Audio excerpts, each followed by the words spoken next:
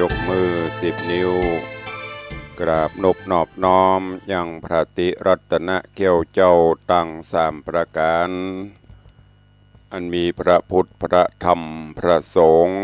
อันเป็นสรณะที่เปิ่งที่เคารพนับถืออันสูงสุดในชีวิตกราบคารวะแตบไตไวสาปารมีธรรมพระมหาเถรานุเถระเจ้าคณะพระสังฆาธิการภิกขุสงฆ์องค์สมณเณรจุตนจุองค์ด้วยความเคารพเจริญสุขเจริญปรเจริญมั่งเจริญมีเจริญสีจุงบังเกิดมีกับสาธุชนปอออกไม่ออกศรัทธานาบุญติ่นจองห้องวัดจุหนุ่มเท่าใจยิงขอน้อมต้อนรับทุกท่านเข้าสู่รายการมรดกธรรมกำเมืองตั้งสถานีวิทยุกระจายเสียงวัดฝ่ายหินตำบลสุเทพอำเภอเมืองจังหวัดเชียงใหม่กระจายเสียงในระบบคลื่นความถี่ FM 104.50 เมกะเฮิรตซ์สถานีวิทยุพระพุทธศาสนาและจริยธรรมในความอุปถัมภ์ของมูลนิธิพระบรมธาตุเจ้าดอยสุเทพกระจายเสียงในระบบคลื่นความถี่ FM 96.0 เมกะเฮิรตซ์สถานีวิทยุ CM 77วิทยุอินเทอร์เน็ตล้านนากระจายเสียงในระบบคลื่นความถี่ FM 97.5 เมกะเฮิรตซ์ตลอดจนวิทยุธรรมะวิทยุชุมชนเสียงตามสายห่อกระจายข่าวตามวัดตามว่าตามหมู่บ้านต่างๆที่ต่างสมปันเจ้าวัดก็ดีต่างปอแก่ปอแขวนก็ดีได้เปิดให้ญาติโยมทั้งหลายได้รับฟังในเวลานี้และก็ต้องขอประทานอภัยสุมาอภัยแทนท่านเจ้าอาวาสสมปันเจ้าวัดปอแก่ปอแขวนด้วยเนอะที่บางวัดบางวาบางบ้านบางจองเปิ่นอาจจะเปิดเสียงออกตามสายก็ดีในวัดก็ดีบางเตื้อเสียงจะรบกวนกาจะได้กาตุลุงก็ขอประทานอภัยสุมาอภัยแทนปหลวงปอแก่ปอแขวนสมปานเจ้าวัดเปิ่นตัวเนอซึ่งรายการนี้ก็ดำเนินโดยตุลุงในวังอาตมภาพพระครูวิสิทธิ์ศรีลาภรณ์เจ้าคณะตำบลป่าแดดเจ้าอาวาสวัดวังสิงห์คำตำบลป่าแดดอำเภอเมืองจังหวัดเชียงใหม่เป็นผู้ดำเนินรายการนำเอาเสียงธรรมะสาระเรื่องราวต่างๆกำโอกำจ๋าแบบปืนบ้านล้านนารักษาหีดหอยมรดกธรรมกำเมืองรักษากำโอกำจ๋าแบบปืนบ้านล้านนาภาษาท้องถิ่นมาโอเอยโอจ๋านำเสนอให้กับญาติโยมสาธุชนทั้งหลายเพื่อเป็นการอนุรักษ์รักษาภาษาท้องถิ่นกำโอกำจ๋าแบบปืนบ้านล้านนาปืนเมืองบ่ฮือมันได้สาบสูญหายไป อย่างที่เฮาเคยได้ยินเปิ้นว่ากำเมืองถ้าเฮาบ่อู้แล้วไผจะอู้ยิ่งบ่เดียวเฮาก็ลูกหลานตันเต้าเฮาก็เปลี่ยนแปลงกันไปละภาษาถิ่นละวัฒนธรรมประเวณีอันดีงามของบรรพชนเฮาไปหลายอย่างดังนั้นตุลุงก็ได้นำเอาโดยเฉพาะภาษากำอูกำจ๋าเป็นแบบปืนบ้านล้านนาเนอะก็ต้องขอประทานอภัยสุมาอภัยญาติธรรม FC แฟนรายการที่ได้ติดตามทางทีวีวัดฝ่ายหิน ต่าง YouTube ต่าง Facebook ไลฟ์ของสถานีมรดกธรรมวัดวังสิงห์คำตลอดจนตีได้เข้ามาติดตามรับชมรับฟังต่างหน้าจอ Facebook ไลฟ์ของญาติธรรมที่เพิ่นได้แชร์ไปในกลุ่มเพื่อนๆก็ดีกรรมบางกรรมก็อาจจะฟังบ่รู้เรื่องมันแปลว่าไอ้หยัง มันแปลว่าอะไรก็ฟังไปเนอะก็จะได้หูกรรมนี้แปลว่านี้เพราะภาษาถิ่นภาษาท้องถิ่นมันจะบ่เหมือนกัน อาจจะเปลี่ยนไปแต่ความหมายเดียวกันอย่างพรรคต่างๆนี่บ้านเฮาห้องอย่างหนึ่งบ้านเปิ้นห้องอย่างหนึ่งแต่ความหมายหรือว่าไอ้ศัพท์มันอันเดียวกันดังนั้นก็ต้องขอนำเรียนแจ้งให้กับ FC แฟนรายการกูคนเนอะที่ได้เข้ามาแล้วก็ปากันวันนี้อากาศก็ครึมเนาะครึมวันก่อนก็ฟ้าฝนตกอากาศก็เย็นสบายหมอกควันอย่างต่างๆก็เริ่มจางหายไปสภาพอากาศก็เริ่มดีขึ้นฟ้าฝนก็เริ่มตกชะล้างสิ่งสกปรกต่างๆอันนี้ก็เป็นไปตามธรรมชาติเปิ้นจะมีระบบบริหารจัดการของเปิ้นไปถ้ามนุษย์คนเฮาบ่ไปฝืนเปิ้นน่ะบ่ไปทำร้ายเปิ้นน่ะเปิ้นจะปรับไปตามปัญหาสภาพภูมิทัศน์ระบบนิเวศระบบธรณีวิทยาเนี่ยก็จะอยู่ไปตามของเปิ้นแต่ปัจจุบันนี้มนุษย์เฮาไปเปลี่ยนแปลงเปิ้นคนนักขึ้นผืนแผ่นดินอยู่ที่เก่าสังเกตอย่างเมื่อก่อนที่ตุลุงเคยเล่าให้ฟังกลางโต้งกลางนาพื้นที่เกษตรจะนักบ้านคนบ่พอหลายแต่ปัจจุบันนี้พื้นที่เกษตรพื้นที่ให้นาป่าตั้งลดน้อยถอยลงคนนักขึ้นบ้านจัดสรรคอนโดอย่างต่างๆพุทธขึ้นอย่างดอกเฮ็ดต้นไม้ต้นตอกก็ถูกตัดถูกก้นถูกล้มไปทำให้ระบบต่างๆมันก็เปลี่ยนไป แม้กระทั่งอาหารการกินหรือเราจะสังเกตพอเมื่อก่อนนี่แยมเปิ้นเนี่ยให้ใส่นาปลูกข้าวปลูกนาสารเคมีกับบนักยาปราบศัตรูพืชกับบหลายก็ใจกันไปเต้าตีภูมิปัญญาบรรพชนเปิ้นมีเปิ้นไถนานี่กำลังเฟื่อขี้ไถปรับขี้ไถโอ้แมงจรบุญออกหยับเงียบแมงจรก็ดีแมงดาก็ดีแมงอีนิ้วหมูนี่อันนี้เมื่อเป็นละอ่อนจะหัน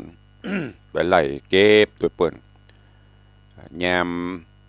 เข้ากำลังหมอกงามนี่กาก็ปลากาปูกาหมูนี่ไล่เก็บไล่เนี่ยมาปรุงเป็นอาหารได้อันเนี้ยเพิ่นเฮาว่าระบบมันไปของเปิ้นเรื่อยๆในสวนหน้าฝนกาหน้าอย่างนี้จีกุ้งเอ้ยจีหีดเอ้ยห้องเศร้าประเดี๋ยวนี้ไม่มีแล้วเพราะอย่างโดนสารเคมีหมด บลำไยเมื่อก่อนถ้าฝนฟ้าตกต้องดีตามฤดูกาลดีพืชผลพืชพันธุ์ธัญญาหารก็จะออกลูกออกหน่วยลูกส้มของหวาน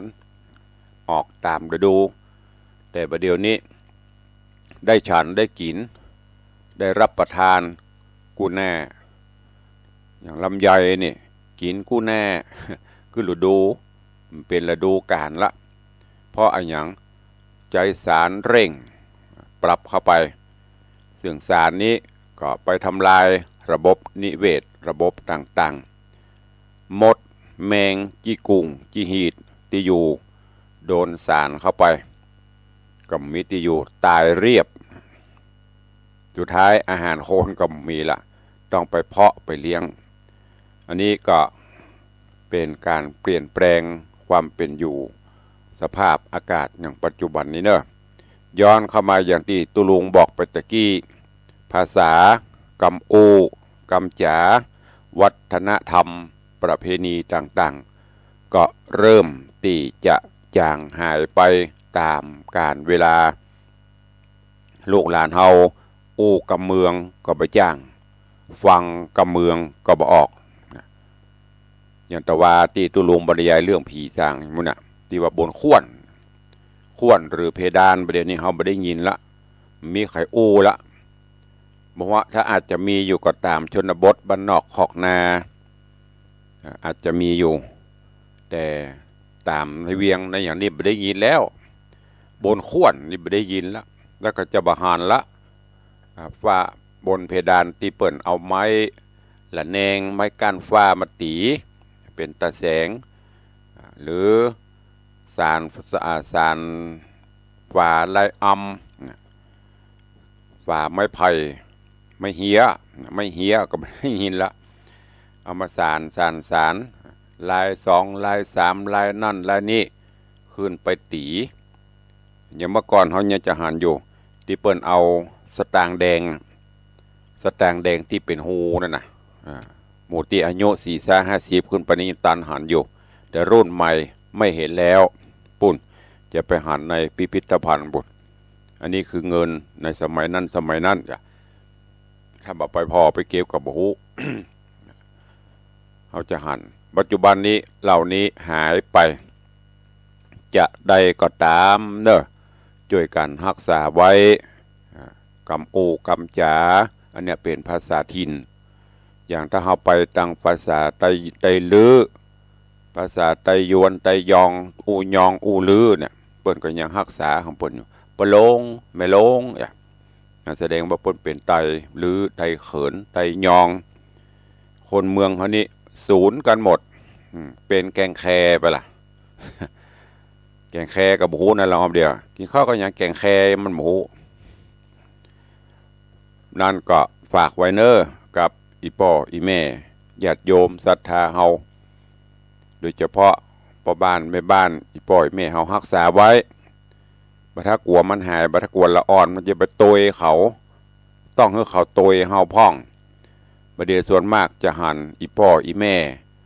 โตยลูกโตยหลานไปโตยจะได้ตุลงละอ่อนไปโรงเรียนละอ่อนอู้ภาษากลาง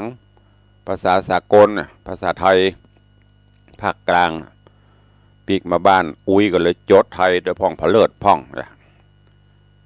อู้ถูกพ่องบ่ถูกพ่องอู้กับเมืองเขาเนี่ยเพราะเขาไปโรงเรียน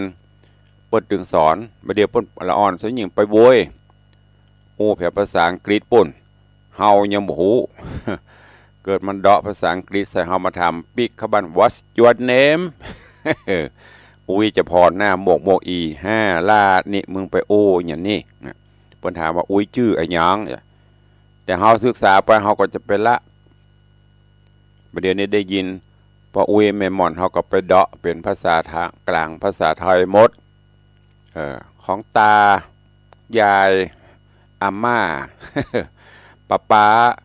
มามีก็เลยเป็นมีไปหมดเป็นป่าไปหมดมีแล้วไปจีนตุลุงทองผีตายตุลุงทองหลวงพ่อพระครู เปิ้นบอกเปิ้นกล่าวไว้ว่าไผใครเป็นเจ้าเป็นนายเปิ้นอูกำมาเจ้าครับนะพี่อยู่ไหนโอ้อยู่เจดีย์แม่ครัวเจ้าแสดงว่าเขาจะเป็นเจ้าเป็นนายอยู่ไหนอยู่หนองแต้นข้านะไปฆ่าแล้วไปขี้ฆ่าเปิ้นตลอด อันนี้เปิ้นว่ามาเนอะตุเจ้าตุลุงก็เอามาอู้ให้ฟังรักษากันไว้ประเพณีก็ดีวัฒนธรรมก็ตามเพราะนั้นวันนี้ก็เลยเอาสพเพเหระเนอะมาอู้มาเล่ามาสู่กันฟังเพื่อฟื้นฟูใครสงสัยที่ญาติโยมวัดตุลุงยังบ่อู้ภาษาไทยยังบ่อู้ภาษากลาง เวลาบรรยายธรรมเทศน์ธรรม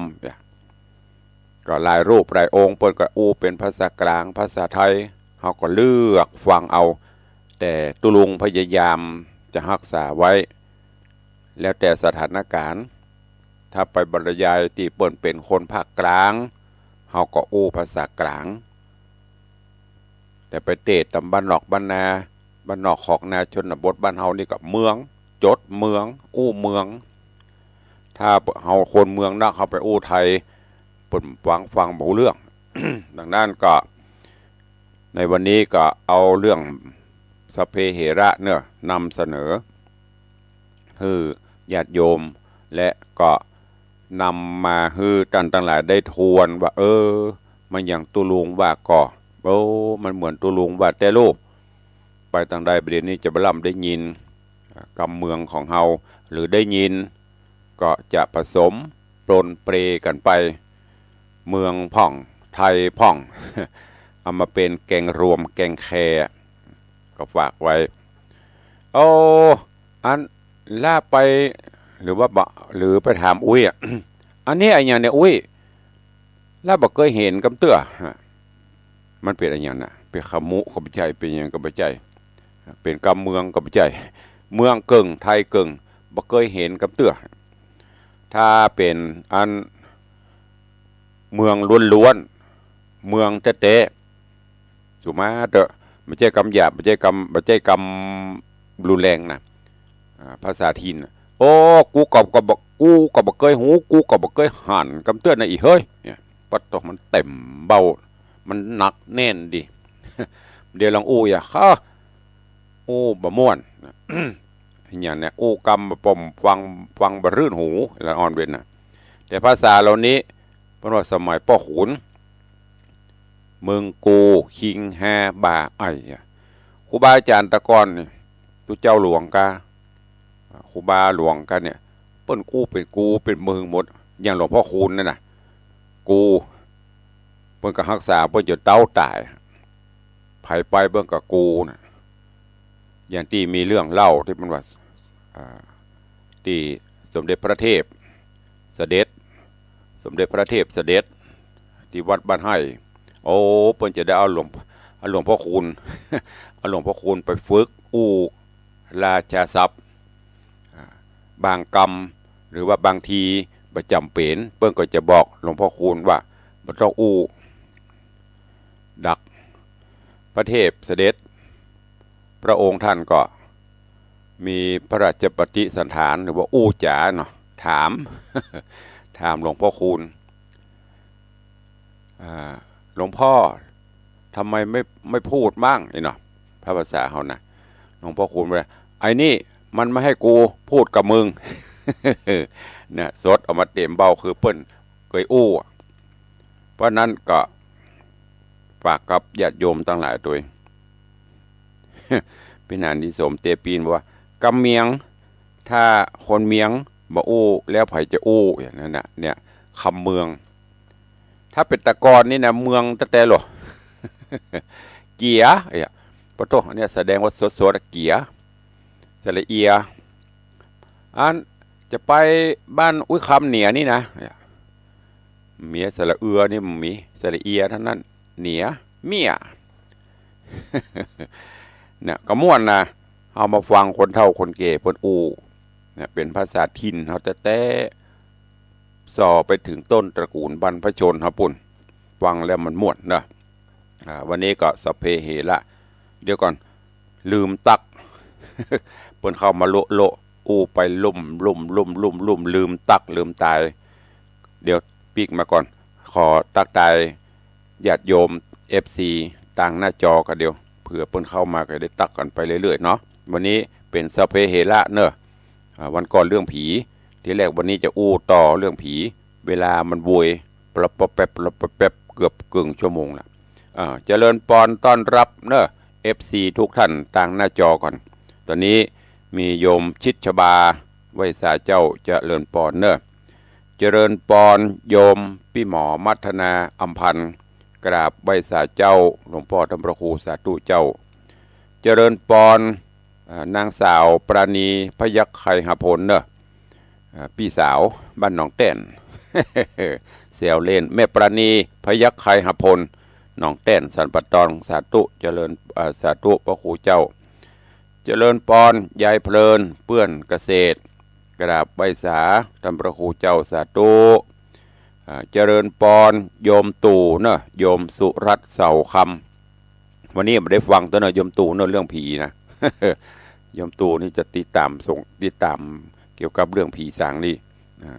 วันนี้ขออนุญาตคำเดียววันต่อไปก็ฟังต่อเรื่องผีกะผีสือก็ไปวันนี้เวลามันกรอนพาไป โอ้กับเรื่องวัฒนธรรมเรื่องพื้นบ้านล้านนาเฮากำอู้กำจ่าภาษาต่างก็เลยเวลามันรอไปโลเนาะ เจริญปอนโยมปินันล่าปินันจรันปิยะจันกราบสาธุครับตุลุงสาธุเจริญปอนปินันเนอเจริญปอนโยมสุปรณีรูมาไวสาเจ้าสาธุเจริญปอนเนอ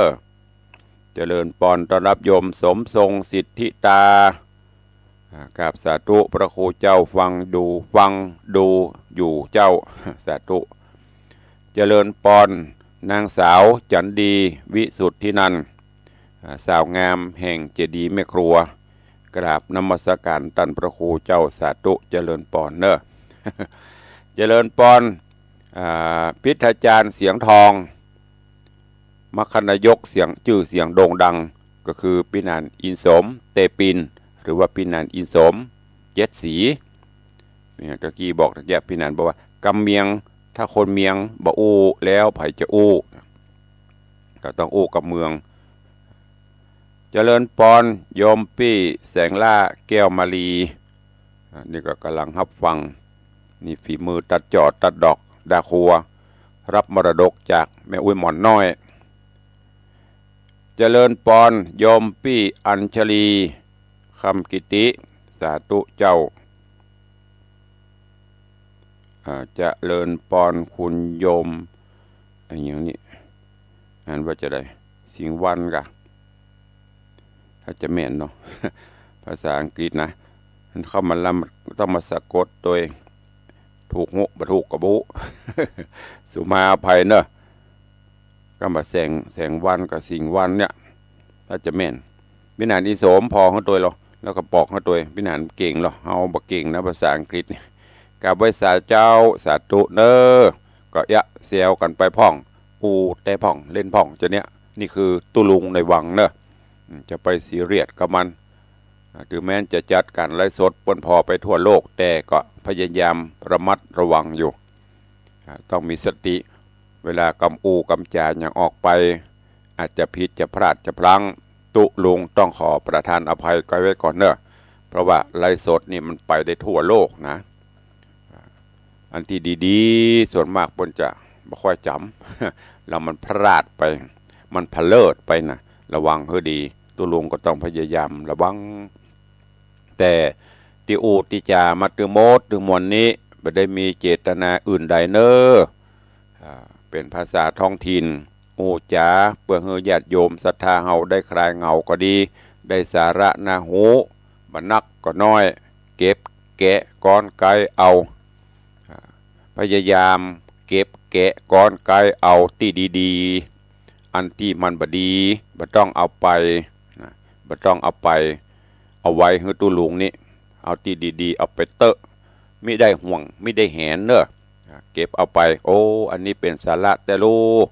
ถึงวันนี้เฮาอู้เฮาจ่าเฮาบ่ได้รักษาภาษาถิ่นล้านนาบ้านเฮาไว้รู้เปิ้นเคยได้ยินบางเตื้ออย่างคนกรุงเทพเปิ้นมาเปิ้นก็เคยได้ยินเฮาก็พยายามช่วยกันเผยแพร่ไปจะไปแน่ก็จะเอาที่มันผิดเนอะอันที่เปิ้นเอาดีคือบ่เอาจะเอากับอันบันแหลมเต็มแตะที่มันบ่ที่มันเป็นประโยชนะนะไม่ต้องเอาบ่ว่ารายการไหนอะมันจะมีเหมือนกันหมดผู้ดำเนินรายการทุกท่านทุกสถานีเปิ้นก็พยายามบางเตื้อก็เอามุกตลกมาอู้พ่องมาเสริมป้องเพื่อให้มันคลายกันไปแต่คนก็พยายามจะไปจับผิดเปิ้น เอากรรมที่เพิ่นโอ้เป็นตุเป็นเจ้าบ่ฮู้เรื่องบ่ฮู้ราวบ่ยังฮู้ผีเบาฮะอันที่มันดีๆเพิ่นเอาฮื้อบ่เอาแน่ก็เจ้าผิดอีนี้ใช้ไม่ได้อีนี้ใช้ไม่ได้เนาะจะไปถามพี่นันอีสมเด้อนันอีสมมันจะบอกอีนี้ใช้ไม่ได้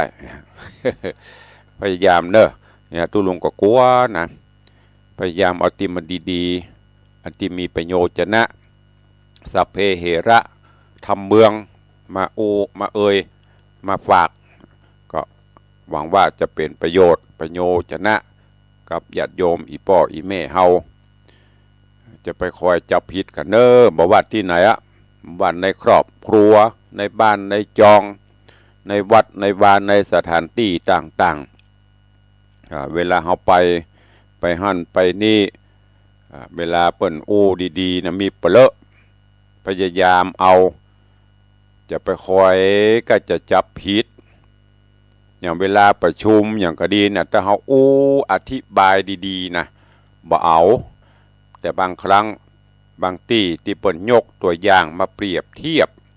มันอาจจะไปตัดใจดำนะอันน่ะเก็บเอาไปกึดแล้วก็เป็นอารมณ์บูดไปอ่ะอันเนี้ย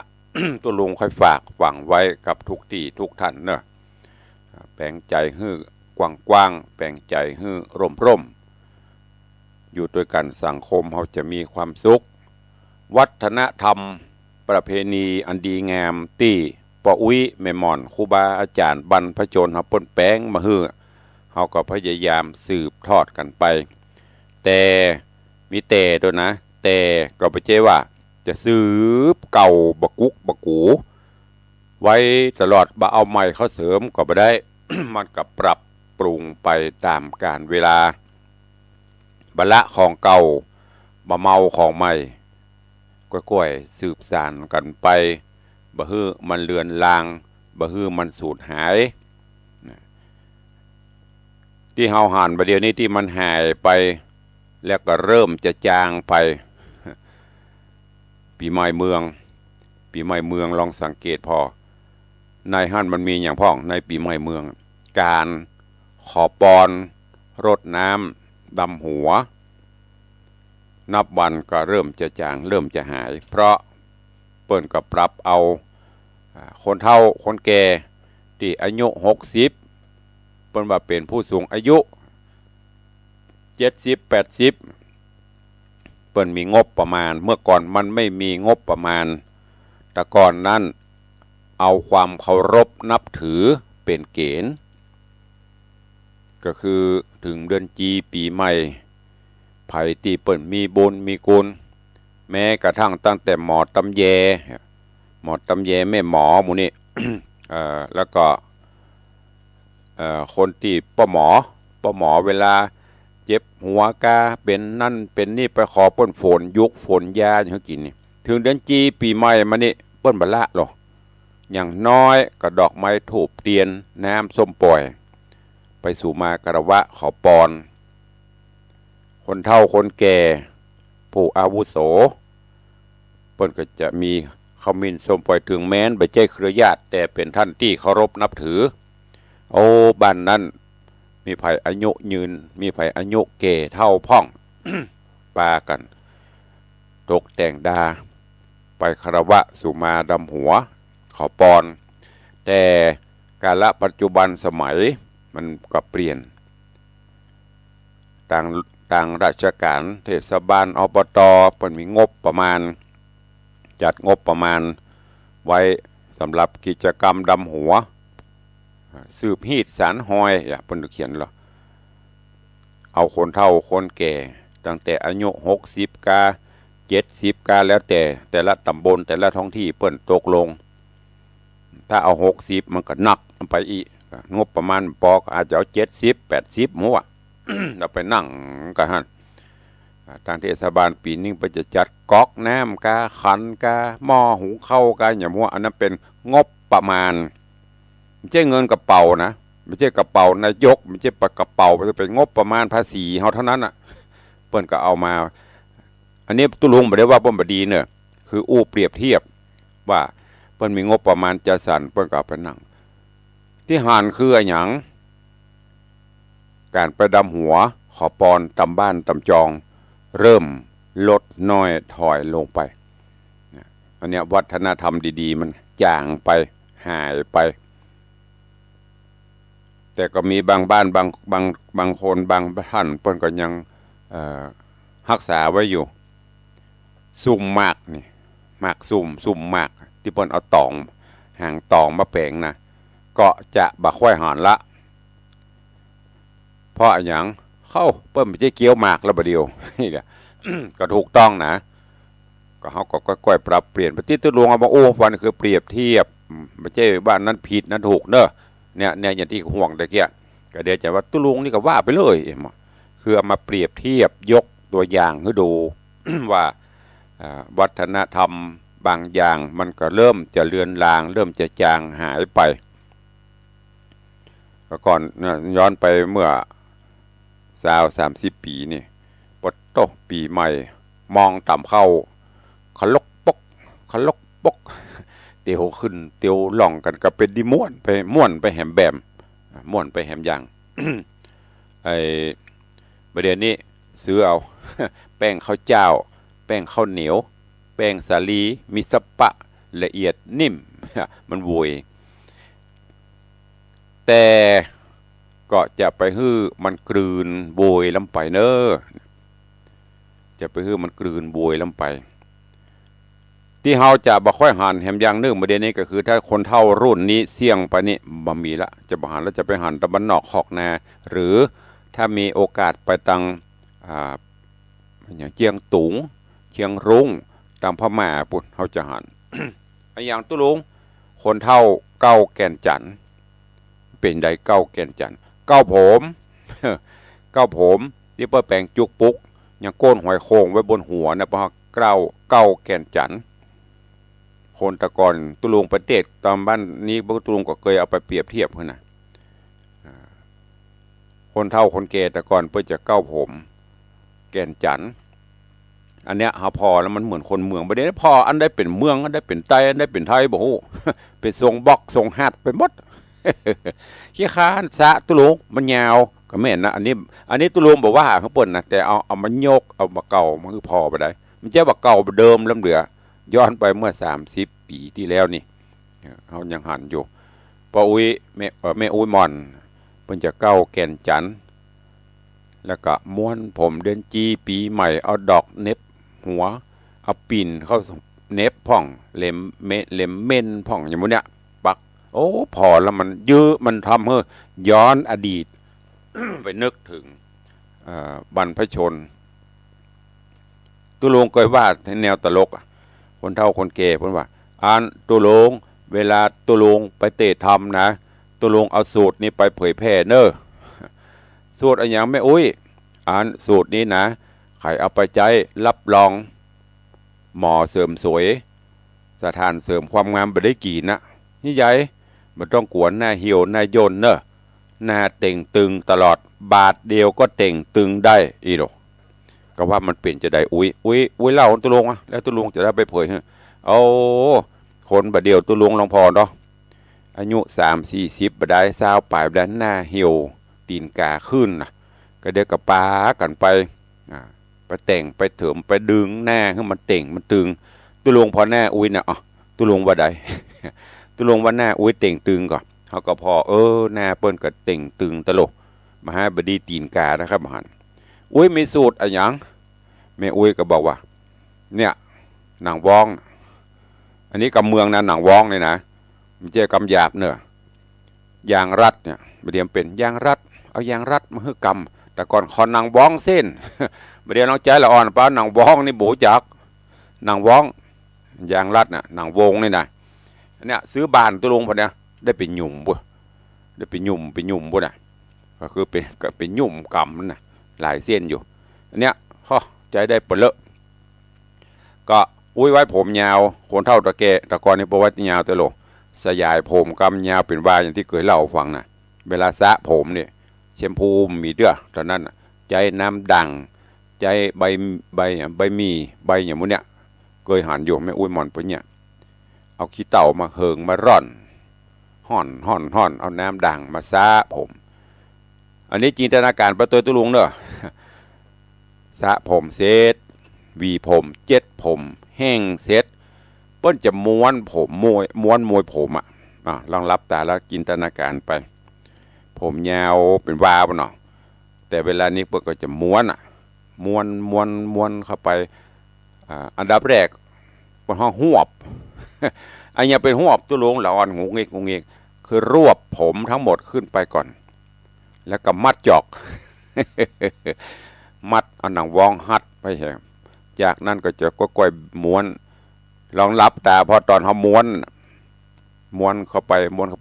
จากยาวเป็นบาไปออกป๊อกเป็นเงี้ยเต้าก้นหอยเนี่ยเป็นเต้าลูกกุยเนี่ยมีกางหัวจอกป๊อกเนี่ยเพราะกล้าวแก่นจันทร์ทีนี้อู้ถึงเรื่องหน้าเด้งหน้าเด้งหน้าดึงหรอผมเขามันยาวอย่างเวลาเขาหวบเข้าไปแล้วดึงไปน่ะตีนผมมันก็จะยกขึ้นไปตัวจะให้มันเด้งจะได้ก็ฮัดเข้าไปจะหน้าผากเต่งตึงจะได้ก็ฮัดเข้าไปอันเนี้ยเขาจะหันว่าปอกอุ้ยมันแต่ก่อนเพื่อใส่จี้หูค่ะหูเพื่อเจาะหูจี้หูตุ้มหูพวกนี้นะโอ้แล้วแต่พอบางเตือกับบ่งบอกถึงฐานะนะจี้หูคำเพื่อจี้เพื่อใส่เนี่ยเพชรใส่เนี่ยหูเพื่อจะยันหน้าเต่งงามเดียนไปเสาะพอนี่บ่ค่อยหานแล้วเด้อปนมือหมดรุ่นเก่าๆรุ่นนั้นมือรุ่นใหม่บ่ค่อยหานแล้วเป็นทรงบ็อกทรงฮาร์ดทรงเฮดทรงไอ้อย่างหุบไปละมันเปลี่ยนขี้ค้านสะตุลุงมันยาวสิ่งเหล่านี้ตุลุงเอามาเล่าให้ฟังเฮ้ออีพ่ออีแม่ญาติธรรม FC ได้หูได้หันเนอะว่าความเป็นอยู่วัฒนธรรมประเพณีอย่างต่างๆเหล่านี้มันมีดีๆแฝงอยู่ทั้งนั้นแต่ประเดี๋ยวนี้มันก็เริ่มจะจางจะหายไปวัฒนธรรมใหม่ก็จะเข้ามาแทนก็นำเอาสิ่งเหล่านี้มาเปรียบเทียบมาโอ้จาในรายการมรดกธรรมกำเมืองในวันนี้เป็นสัพเพเหระเนอะอันดีๆก็มีใส่เอาไปอย่างตุลุงบอกตะเกียจะไปคอยจับผิดนะเพราะตุลุงจัดรายการนี้มันบ่มีสคริปต์ไม่ได้ว่าไปตามสคริปต์นะว่าไปตามตีกึดได้ก็ว่าไปแต่ก็มีสติอยู่เนอะอย่างที่บอกตะกี้อันใดที่ควรจะเผยแพร่อันใดควรอู้นะบางครั้งมันอาจจะสลดสลำไปพ้องต้องขอประทานอภัยกับทุกท่านวันนี้ก็หวังว่าสาระเรื่องราวต่างๆสัพเพเหระที่นำมาอู้จ๋าคงจะเป็นประโยชน์กับปออกไม่ออกศรัทธาทั้งจากทางสถานีวิทยุทั้งที่ติดตามทาง Facebook ไลฟ์สิ่งใดที่มีประโยชน์ขอเอาไปคิดพิจารณาใจได้อันไหนที่ไม่มีประโยชน์เอาคืนมาเอาไว้เอาส่งยัดหน้าจอคืนมาให้ตุลุง อย่าเอาไปก็ก่อนที่จะได้เปิดหน้าไมค์อู้จ๋าเวลามันจำกัดแป๊บเดียวก็จะหมดไป เสี่ยงไปเอาคืนก็ไม่ได้นะอย่างตุลุงมานั่งบันทึกเพราะทุกวันตุลุงจะบันทึกบนห้องไดอารี่ภาษาอังกฤษนะถ้ากำเมืองก็คือจดบันทึกประจำวัน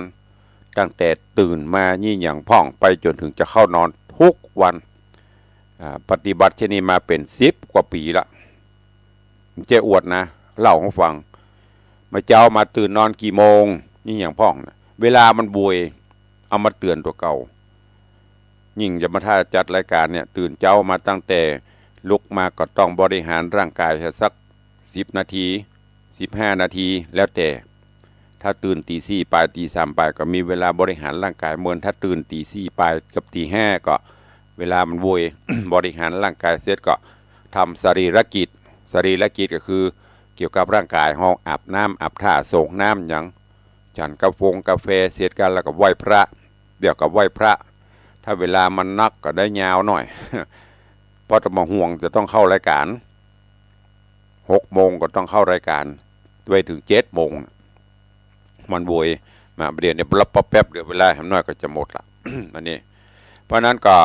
ก่อนที่จะได้อู้จาตอนนี้ก็ตักทายตั้งหน้าจอต่อตะกี้เนอะตะกี้มาถึงที่ โยมปีแสงล่าแก้วมาลีโยมปีบอกเนี่ยขอบคุณเจ้า ท่านพระครูกุคนตู้ตนเนอวันที่15 16 17เจิญสาธุเนออันนี้ก็เป็นประชาสัมพันธ์ไปตัว FC แฟนของโยมปีเสียงล่าก็จะได้หันตัวโอ้ถวายการต้อนรับเนอ ของท่านเจ้าจานวัดวาลุกลามห้วยทรายแม่ริมสาธุ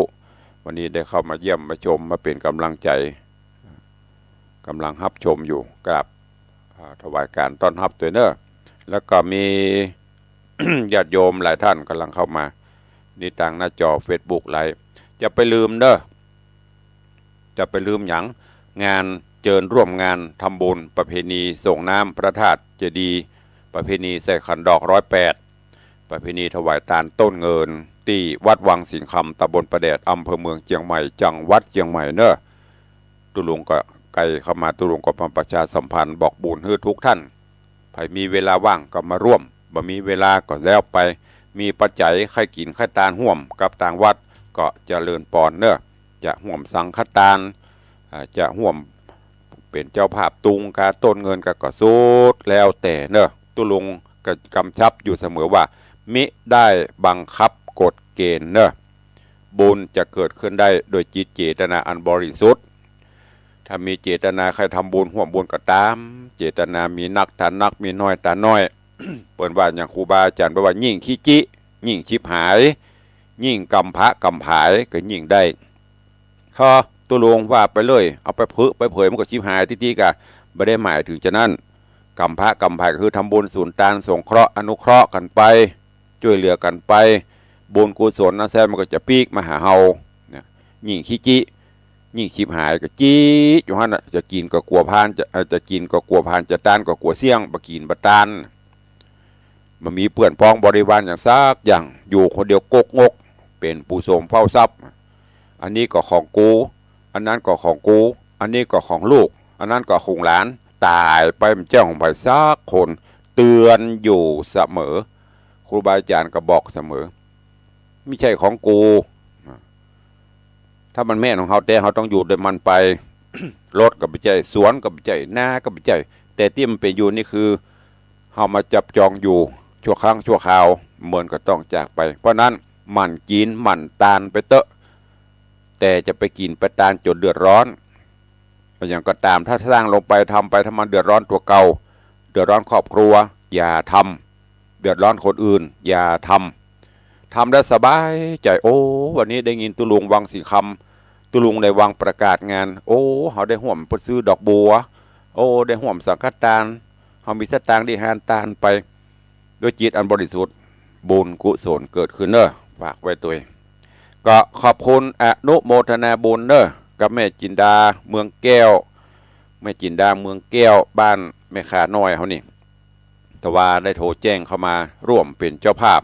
สังฆทานชุดกลางชุดละ500 บาทจำนวน2ชุดแล้วก็ร่วมบริจาคซื้อดอกบัวถวายพระธาตุแถม500 บาทสาธุอนุโมทนาบุญตัวแล้วก็นอกจากนั้นก็มีขอบคุณกับโยมแม่อัมภัยกองราชแม่คือสังฆทาน2ชุด1,000 บาทขอบคุณโยมแม่แดงคำเรืองแม่แดงคำเรืองร่วมทำบุญปูจาดอกไม้ทูบเทียนตุงปัจจัยถวายพระธาตุ1ชุด299 บาทโยมแม่จันตาคำจินะเหล่าประฝางแม่วางร่วมทำบุญชุดปูจาดอกปูจาพระธาตุ1ชุด299 บาทขอบคุณโยมพี่ไอประเสริฐโยมปีวรรณาชำริดร่วมเป็นเจ้าภาพโฮงตาล1โฮงจะเลี้ยงวันใดเดียวก็ว่ากันทำกรรมเป็นเจ้าภาพสังฆทานชุดกลาง1ชุด500 บาทสาธุอนุโมทนาบุญตัวแล้วก็ที่แจ้งเข้ามาบางเตื้อก็ลืมเนอะถ้าลืมไปก็แจ้งเข้ามาซ้ำแห่งกรรม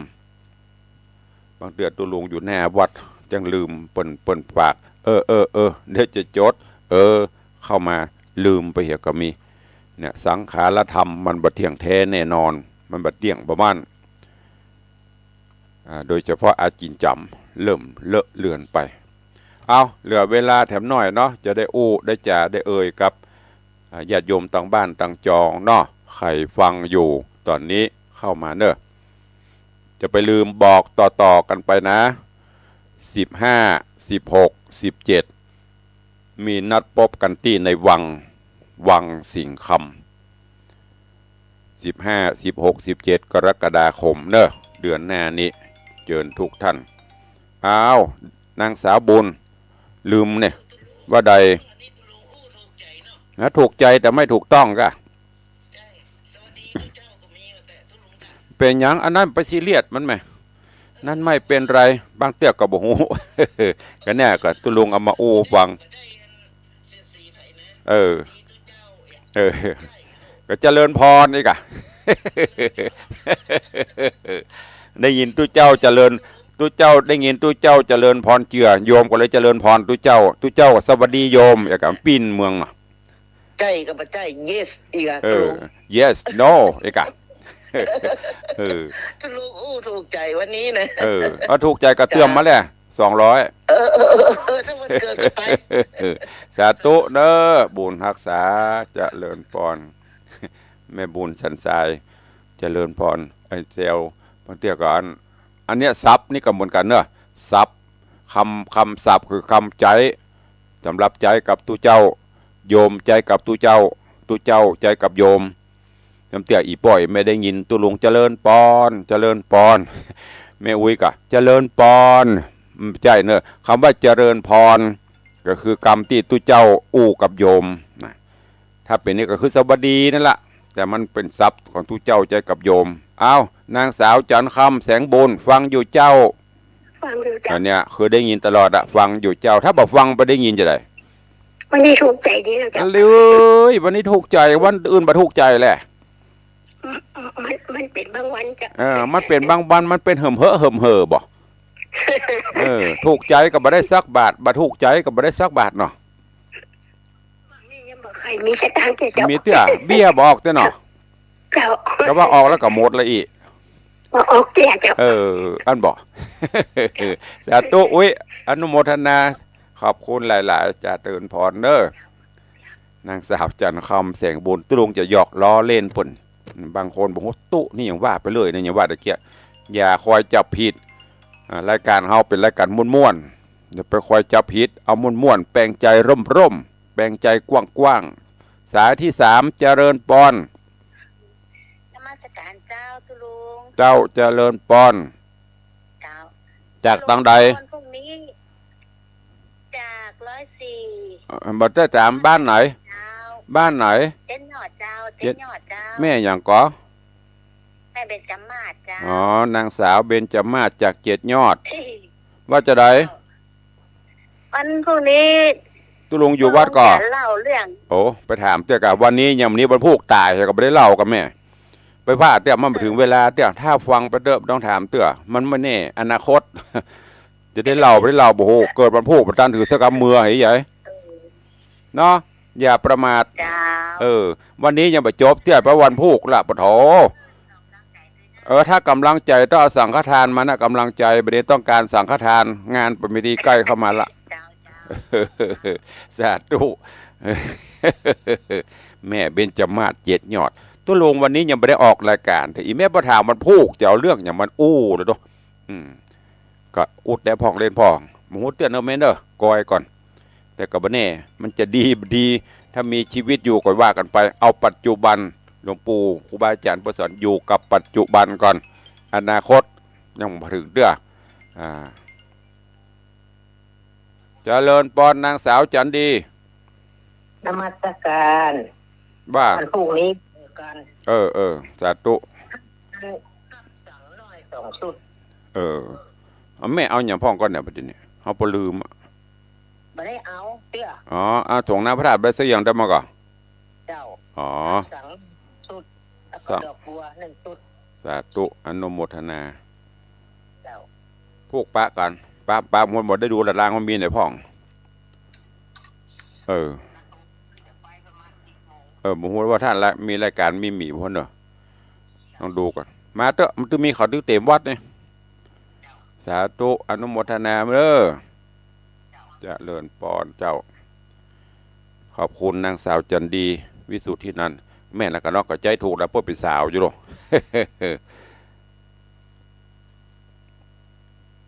อันนี้อันยังวิไลวันกะ